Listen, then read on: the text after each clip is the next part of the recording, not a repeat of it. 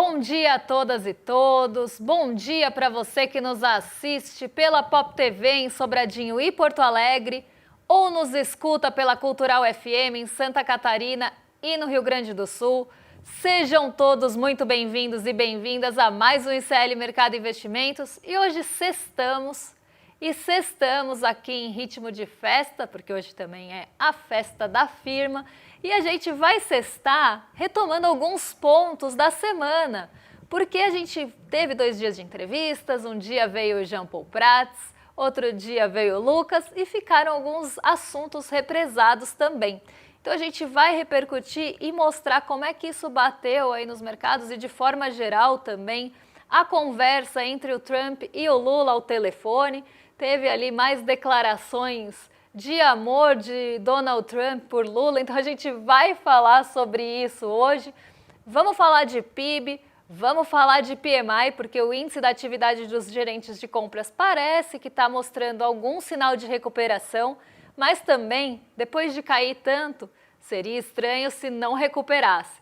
E além disso, a gente também vai falar não só da produção industrial e do PIB, mas os dois juntos tentando fazer uma leitura aqui dos impactos da nossa taxa de juros nos setores brasileiros. Então hoje tem assunto pra caramba, eu não quero perder tempo, já vamos começar com a nossa agenda, porque ela tá aí não tão recheada hoje, mas tem assuntos importantes, principalmente fora do Brasil. Aqui no Brasil, ela tá meio xoxinha, viu gente? Então vamos lá. Às 4 horas da manhã na Alemanha, saíram as encomendas à indústria de outubro. 7 horas da manhã, lá na zona do euro, teve o PIB do terceiro trimestre, medição final. 8 horas da manhã, Brasilzão, saiu o IGPDI de novembro, aquela inflação medida pela FGV, que traz quase ali uma antecipação dos nossos índices oficiais. Claro que a metodologia é diferente, ele traz outros indicadores, mas é interessante quando a gente olha IGPM, quando a gente olha IGPDI, que são medidas diferentes, embora as duas sejam feitas pela FGV, o que a gente deve esperar também do IPCA final. Como eles saem antes, a gente já tem ali algum direcionamento do que esperar para a nossa inflação oficial medida pelo IBGE. Daqui a pouquinho, lá nos Estados Unidos, sai o PCI e o núcleo do PCI. PCI nada mais é do que o índice de gastos com consumo e renda pessoal. Então você tem um índice de gastos com consumo pessoal e junto a isso sai a renda, sai o índice de preços e sai o núcleo também. O núcleo é aquele que exclui os preços mais voláteis. Então hoje dia de PCI e para quem não sabe, esse indicador lá nos Estados Unidos, ele é muito olhado de perto, quase colocam uma lupa nele para decisões de política monetária. Então, qualquer decisão de política monetária ali leva o PCI, né, decisão de juros nos Estados Unidos, e isso está super no radar, leva o PCI em consideração. Então, um dado bem aguardado que sai daqui a pouquinho, aí daqui a uns 55 minutinhos. Mas vamos passar aí para o restinho do dia, porque a gente ainda tem índice de sentimento do consumidor e expectativas para a inflação de 1 e 5 anos nos Estados Unidos. Esse dado também sai meio-dia e começou a ganhar um pouco mais de relevância depois do tarifaço do Donald Trump. Todo mundo quer saber qual a expectativa da inflação para frente com as tarifas ali em vigor. Na França, meio-dia e 10, quem fala é o Philippe Lane, ele participa de um simpósio em Paris, ele também é economista-chefe do Banco Central Europeu. E às 15 horas nos Estados Unidos, tem poços e plataformas de petróleo em operação. Às 5 horas, sai crédito ao consumidor lá nos Estados Unidos. Essa medida é do Banco Central dos Estados Unidos. Como eu falei, hoje o dia não está para o Brasil. Tirando o IGPDI, uma outra coisa que pode acontecer aqui no Brasilzão, não temos muitos condutores. Então, de novo, a gente deve ficar meio que à mercê ali, meio que à deriva, vendo os ventos e os mares do exterior levarem a gente. E isso aconteceu também ontem, porque ontem nossa bolsa bateu um novo recorde, foi um dia de recorde no Ibovespa, não só um recorde intradiário, porque lá no meio do dia a gente chegou até a flertar com um patamar mais alto de pontuação na bolsa, mas um recorde de fechamento.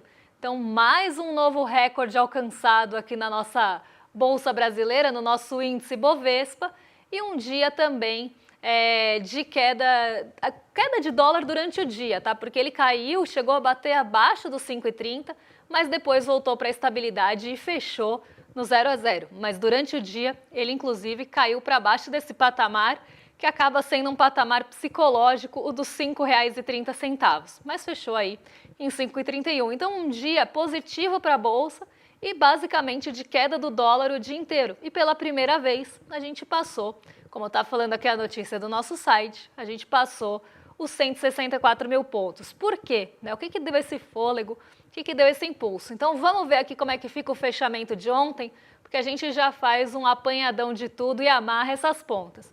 A gente teve alta de 1,67 aqui na nossa bolsa, chegando aos 164.456 pontos. Como eu falei, em alguns momentos do dia a gente passou 164.500 pontos. Então foi um dia bem positivo. Lá em Nova York, o dia também foi positivo, mas não na mesma magnitude. E isso tem muito a ver com esse movimento que eu falei, que veio do exterior. Tem uma expectativa grande de que os juros caiam lá nos Estados Unidos agora em dezembro. Na próxima reunião do Comitê de Política Monetária, que não tem esse nome lá nos Estados Unidos, é o FONC, né, que é quase ali o Comitê de Mercado Aberto, que eles chamam por lá, ele tem a expectativa que o comitê lá decida pelo corte dos juros. E essa expectativa vem crescendo dado após dado lá nos Estados Unidos. E por isso o PCI, né, o índice de gastos com consumo, deve ficar tanto na centralidade hoje, porque ele vai ser mais um indício ou mais um embasamento, mais um alicerce para confirmar essa queda dos juros nos Estados Unidos, se ele vier, claro, dentro do esperado ou inclusive abaixo do esperado e trouxer realmente essa indicação. Então, um dia, né, ontem, de maior expectativa de corte dos juros nos Estados Unidos e aqui no Brasil também. O PIB, né, a gente vai falar daqui a pouquinho dele, mas o PIB veio abaixo da projeção, ele veio abaixo do esperado, e por mais que ele tenha mostrado alguns setores, eu nem quero dar muito spoiler, tá, gente? Então não vou entrar tanto em detalhe aqui. Por mais que alguns setores tenham mostrado um pouco mais de força, outros mostraram fraqueza. E aí, quando a gente falar do PIB, vocês vão entender disso. Então, como a gente teve alguns setores mostrando fraqueza, e setores esses sensíveis à taxa de juros, o que o mercado passou a esperar? Por mais que o Galípolo toda hora jogue água no chope das expectativas de juros, o mercado ainda acredita, né? Parece aquele meme da Magali, coitada, outra iludida, o mercado ainda acredita que vai ter queda de juros agora em janeiro. Antes esperavam para março, e agora a expectativa já fica mais pertinho da gente no começo do ano, em janeiro. Então a expectativa é que comece o corte de juros aqui no Brasil mais cedo ainda. Se você tem expectativa de corte de juros nos Estados Unidos, o recurso já vai sair de lá, do rendimento da renda fixa, do rendimento das treasuries, para buscar esse ganho em algum país emergente, algum país que tenha um potencial de valorização um pouco maior. Então esse recurso já sai de lá por isso. Se a gente começa a ter expectativa que a nossa renda fixa vai começar a pagar menos também, então vai ter queda de juros aqui, também sai recurso da renda fixa brasileira para buscar ganho na renda variável. Então são duas frentes atuando quase juntas aqui nesse otimismo de valorização da nossa bolsa, porque se vai sair dinheiro para buscar essas oportunidades em mercado emergente, a bolsa vai subir. E aí a gente chama isso, inclusive, de apetite pelo risco. E a gente teve um aumento de apetite pelo risco ontem. Esse movimento aconteceu. E aconteceu junto à valorização de commodities. Então foi um dia que Petrobras subiu, até um pouco reforçada pelo preço do petróleo, a Vale subiu, reforçada também pelo preço do minério de ferro, os grandes bancos foram para o terreno positivo em bloco. Então o Ibovespa passou o dia caminhando no terreno dos recordes, né? Porque faz um tempo já que o Ibovespa está caminhando aí nesse terreno de recorde após recorde. E ontem não foi diferente, só que com até um movimento mais forte para cima, porque muitas empresas foram em bloco para o terreno positivo, como eu estava falando, os grandes bancos, e de certa forma foi um otimismo geral para o mercado de renda variável e de apetite a risco. porque só 9 ações ficaram no terreno negativo ontem. Então, realmente um dia de bastante otimismo, e esse otimismo parte vindo lá do exterior, por expectativa de quedas de juros, e parte vindo daqui com expectativa de queda de juros, mesmo em um dia que o PIB decepcionou. Isso que é o mais interessante. Vocês podem estar até se perguntando aí em casa, mas se o PIB decepcionou, como é que a Bolsa subiu? Se a nossa economia mostrou desaceleração, por que isso levou a Bolsa para o terreno positivo? Justamente porque começou a reforçar que a taxa de juros, que é um fator super importante nessa desaceleração econômica, essa taxa de juros alta está fazendo com que a gente tenha esse estrangulamento da nossa economia urbana, e isso vai ficar muito evidente quando a gente falar do PIB, acabou levando para esse otimismo quase por vias tortas, né? Porque você tem um otimismo vindo de uma expectativa de juros depois de os juros sufocarem a nossa economia. E a gente vai ver isso no detalhe daqui a pouquinho, porque agora a gente vai falar de um outro fator de otimismo que acabou batendo em outros dias na Bolsa, e dias que a gente não falou do fechamento, que foi a ligação entre o presidente Lula e o Donald Trump.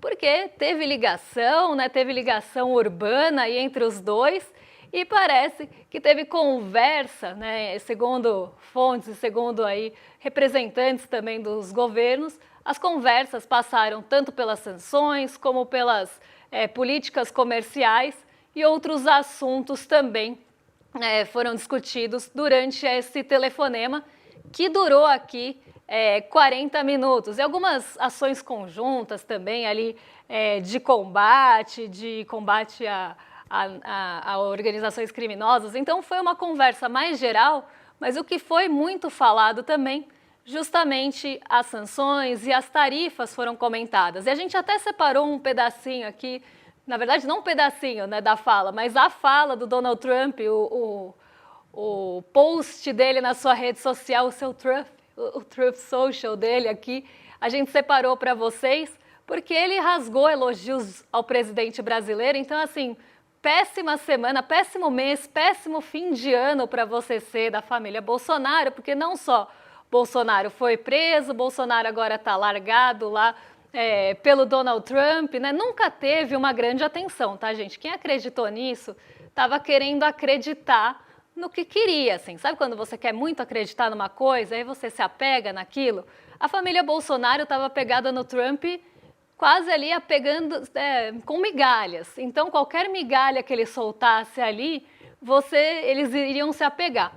Eles estavam nesse modo das migalhinhas de Donald Trump. Só que essas migalhas estão começando a ficar cada vez mais escassas, cada vez ali mais dissipadas. E isso vai mostrando, né, essa conversa mais diplomática mostra duas coisas para a gente. E eu já vou explicar para vocês quais são elas, mas aqui terminando só o raciocínio, antes de ler aqui o post do Donald Trump para vocês, só terminando aqui o raciocínio, péssimo momento para ser da família Bolsonaro, porque esse apoio que parecia existir, e na verdade foi só um uso como quase uma cortina de fumaça ali, quase um pano de fundo, quase uma justificativa estapafúrdia do Donald Trump para acabar justificando também as tarifas impostas ao Brasil, que à época eram as maiores do mundo. Ele precisava de uma justificativa para isso, que não era comercial e nem econômica, porque nenhuma das duas se sustentaria ou faria sentido. Então, Donald Trump usa essa desculpa, essa justificativa política, colocando a ditadura da toga, colocando a prisão do Bolsonaro, uma perseguição ao ex-presidente. E tudo isso a gente sabia que era ali um fantoche, um bonequinho, que assim que o Donald Trump não precisasse mais, ele iria descartar. E é justamente isso que está acontecendo agora e já vem acontecendo há algum tempo. E conforme as negociações do Brasil vão avançando, fica cada vez mais evidente que sempre foi isso, né? Que era só ali uma justificativa e que não fazia o menor sentido também. Até porque, né, ditadura da toga, enfim, perseguição, a gente sabe que é só os Estados Unidos querendo ali criar o outro para ter um motivo para colocar, né, alguma imposição de cima para baixo, seja ela militar, seja ela bélica, seja ela comercial. Então a gente sabe que os Estados Unidos fazem isso, fizeram isso sistematicamente ao longo da história, eles sempre precisam criar esse outro. E no caso do Brasil, como não tinha muita justificativa, eles usaram o que deu. Só que assim que não foi mais conveniente, também descartaram como se fosse nada. E isso está ficando cada vez mais claro. E agora a gente vai ler aqui o post de Donald Trump, que já deve estar na tela para vocês. Gente, sumi também aqui. Agora sim, tivemos uma ligação muito produtiva com o presidente Lula do Brasil. Entre os temas discutidos estavam comércio, como nossos países poderiam trabalhar juntos para combater o crime organizado, sanções impostas a várias autoridades brasileiras. Então aqui ele está falando da Lei Magnitsky, né, que foi amplamente também falada aí por algumas pessoas da nossa extrema-direita, tarifas e diversos outros itens. O presidente Lula e eu estabelecemos uma relação em uma reunião que ocorreu nas Nações Unidas. Então ele voltou lá na química, né? Ele quis relembrar a química lá da ONU, daquele encontro que aconteceu nas Nações Unidas. Então ele está falando, a gente estabeleceu uma relação na reunião que ocorreu nas Nações Unidas. Acredito que isso preparou o terreno para um diálogo e acordo muito bons por muito tempo. Estou ansioso para vê-lo novamente e conversar com ele em breve. Muito de bom virá dessa parceria recém-formada. E aqui eu quero falar duas coisas, tá? Eu acho que são duas coisas importantes. Primeiro é esse enfraquecimento dessa narrativa, dessa historinha, dessa justificativa que colocava o Jair Bolsonaro, a ditadura da toga, toda essa questão da Lei Magnitsky também, que foi um fator de pressão e que não funcionou aqui no Brasil. Então, um fator de pressão para, inclusive, a conversa acontecer de outra forma em relação às tarifas colocadas pelos Estados Unidos aos produtos exportados aqui do Brasil. Então, por mais que tivesse essa pressão, isso não funcionou. Então, uma parte é esse enfraquecimento, não só do tarifaço, mas também de toda essa história que foi contada, que é o que eu comecei falando. O segundo ponto, eu vejo aqui quase como aquele xadrez geopolítico que a gente sempre fala. Quando o Donald Trump começa a ter essas atitudes de jogar ali os países para o colo da China, porque é isso que ele foi fazendo. Conforme ele colocava uma tarifa injustificável, conforme você cria ali mais animosidade na sua relação com aquele país, mais a China estava se aproximando dos países, principalmente dos países dos BRICS. Então, quando ele coloca uma tarifa de exportação ou de importação, né, depende do lado que você está vendo, então uma tarifa de importação do lado do caso dos Estados Unidos, em relação aos produtos brasileiros, sem uma justificativa comercial e econômica plausível, ele vai fazer com que a China se aproxime cada vez mais do Brasil. Já é muito próxima, já é um parceiro comercial importante, maior parceiro comercial do Brasil, e você joga cada vez mais para o terreno ali ao lado. Quando você faz isso com a Índia também, porque ele fez a mesma coisa com a Índia por conta do óleo russo, quando você impõe uma tarifa com essa justificativa, depois de inclusive ter conversado com a Índia, e lá não tem nem a justificativa política, porque tem alinhamento político, ele também foi jogando cada vez mais a Índia para o colo da China. E depois ficou chateado, falou, vai lá com seus amiguinhos, não quero saber, então vai lá com eles, sejam muito felizes, ele falou. Então ele começou a ver também que as atitudes que ele vinha tomando estavam cada vez mais deixando terreno fértil para a China. E agora parece que ele volta um pouco atrás, e o Trump sempre volta atrás, não é à toa que tem o taco. Depois de tomar uma atitude radical, ele começa a voltar atrás, porque vê que as próprias atitudes estão causando esse afastamento cada vez maior dos Estados Unidos e deixando esse terreno cada vez mais fértil para a China. Então, quem diria que ia atacar os países, que ia colocar tarifas arbitrárias, que ia agir dessa forma mimada, ia fazer com que o xadrez geopolítico se movesse de uma outra forma que ele não estava esperando e nem é a que ele queria. Mas é típico de uma pessoa mimada achar que vai fazer o que quer e não vai ter consequência nenhuma. As consequências chegam. E aí ele começou a ver também que talvez esteja perdendo espaço cada vez maior entre os países. Quem poderia imaginar? Eu até estava hoje na redação fazendo uma curadoria de músicas que tem telefone, né? E tem tantas aqui no Brasil, né? Tem a Alô Paixão, Alô Doçura, que foi a que a gente usou aqui na Taja. Tem pelo telefone, o chefe da polícia mandou avisar. Deixa aí no chat qual música mais de telefone a gente tem. Tem o telefone... Ó, essa é ótima. Piririm, piririm, piririm. Alguém ligou para mim, poderia ter sido, inclusive, a nossa thumb de hoje. Tem o telefone tocou novamente, tem todos que falam de ligação urbana, de orelhão. Então, assim, música com telefone não falta, então deixa aí a sua contribuição pra gente no chat também, porque agora a gente muda de assunto e vai para o nosso próximo assunto. Na verdade, eu nem vou para o nosso próximo assunto, porque eu ia falar de PMI agora, só que eu tenho 9 minutinhos para falar de PMI e de todo o resto. Então a gente vai falar de PIB, porque eu já comecei a falar do PIB e eu não quero deixar o PIB de lado, já que é um assunto importante que trouxe muita repercussão aí ao longo do tempo, porque juros está na mão e o consumo está onde? O consumo foi para o chão, gente. O consumo caiu mais uma vez, e aqui eu estou falando do consumo das famílias, e isso é um impacto, já um efeito da alta da taxa de juros. As taxas de juros, ou a taxa de juros, a taxa básica de juros, está tão alta aqui no Brasil que ela já está, sim, causando efeitos. Claro que os efeitos nunca são tão imediatos. Só que a taxa de juros ela já está mostrando, desde que ela começou o ciclo de altas, ela já está mostrando algum enfraquecimento da nossa economia. Só que agora esse enfraquecimento começa a ficar um pouco mais evidente. Conforme o tempo passa, a taxa de juros também não é tão de curto prazo assim os seus efeitos, elas são mais de médio prazo. Conforme o tempo passa, esses efeitos ficam cada vez mais visíveis. Então, o nosso PIB, ele cresceu 0,1 no trimestre. A expectativa, só para vocês saberem, a expectativa era 0,4. Então, ficou abaixo da projeção e justamente por isso, não só por isso, mas por conta desses elementos que fizeram o PIB ser menor e desacelerar, e a gente vai ver essa desaceleração aqui ao longo do tempo, isso reforçou a ideia de que os juros podem começar a cair, porque realmente a economia está mostrando esse sinal de fraqueza. E o fato dela também ter ficado abaixo da expectativa reforça esse ponto. Então vamos colocar aqui na tela para o pessoal de casa acompanhar como é que ficou essa síntese do crescimento brasileiro no terceiro trimestre. Vamos colocar aqui para ver de onde veio, né? A gente fala de duas óticas aqui no PIB.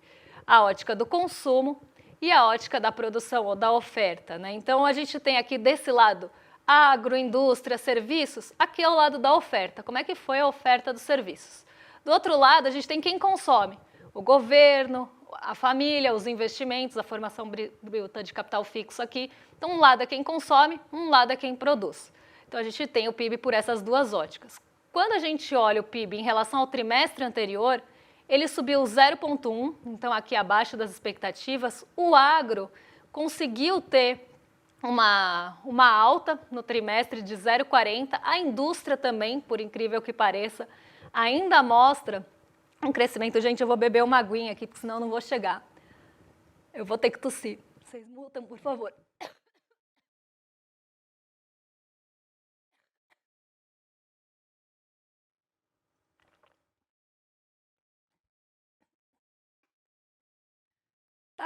Tá todo mundo péssimo, né?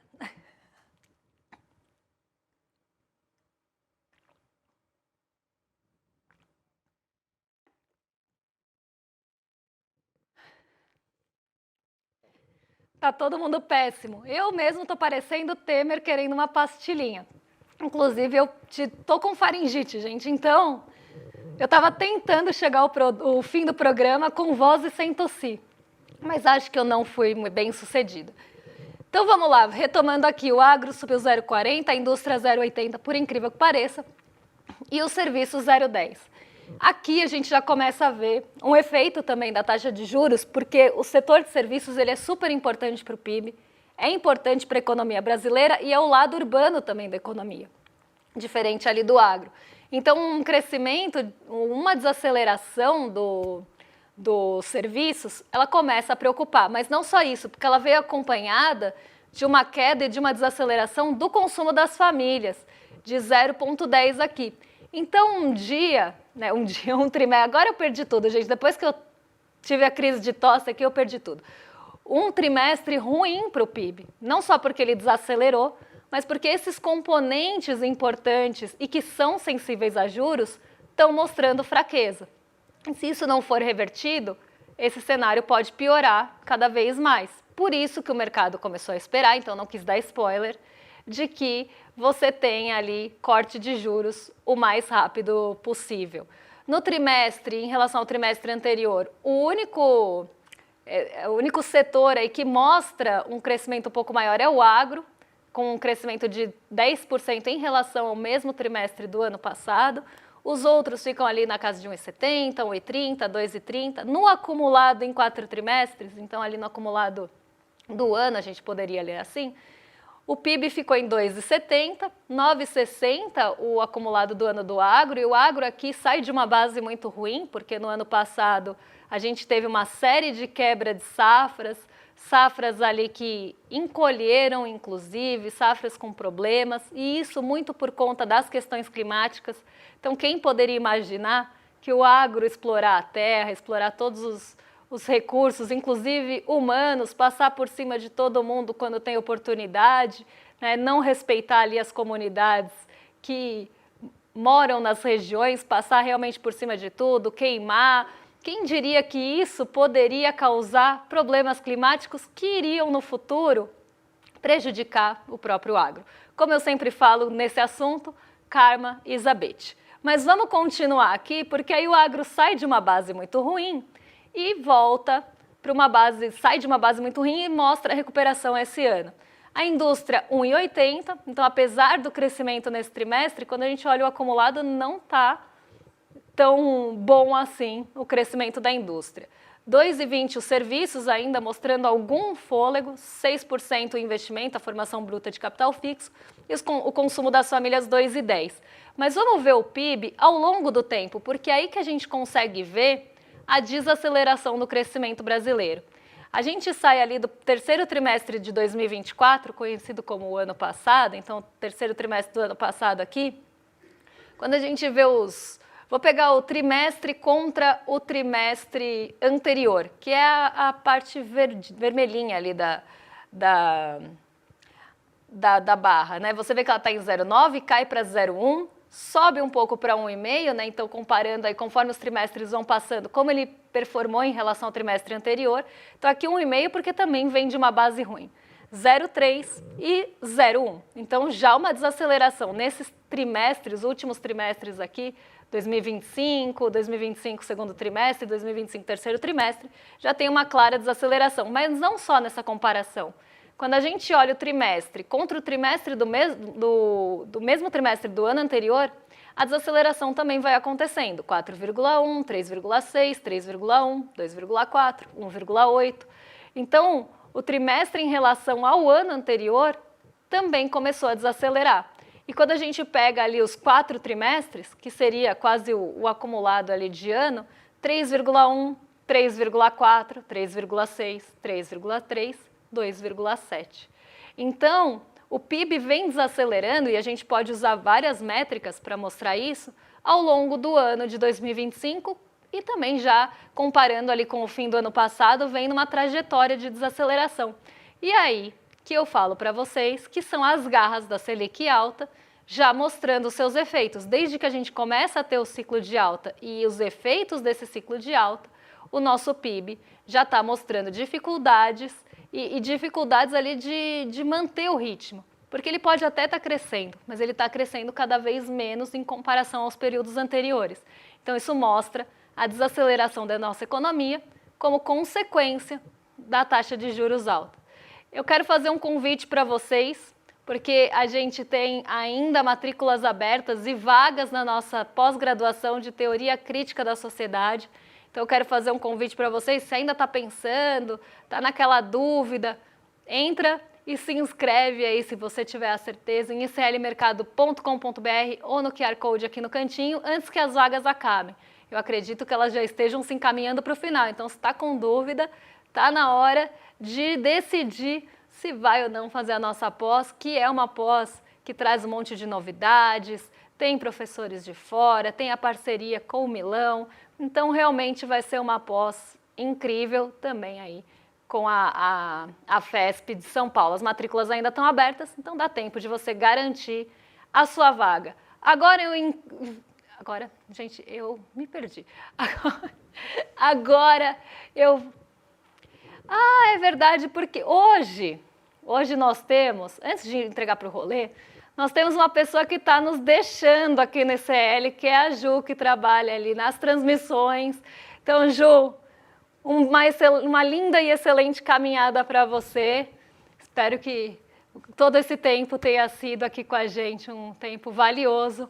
Um beijo, então, espero que nossa audiência mandem beijinhos aí para a Ju e boa sorte para ela nessa caminhada que começa agora.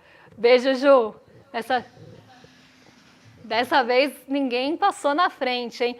E agora sim, eu jogo para os nossos vizinhos de cima, vou arrastar aqui para cima, porque agora dessa vez não vou fazer fake news, porque ontem fiz fake news, falei que era André Uzeda e Laura Cote. Na verdade foi Laura Cote e Sarazara.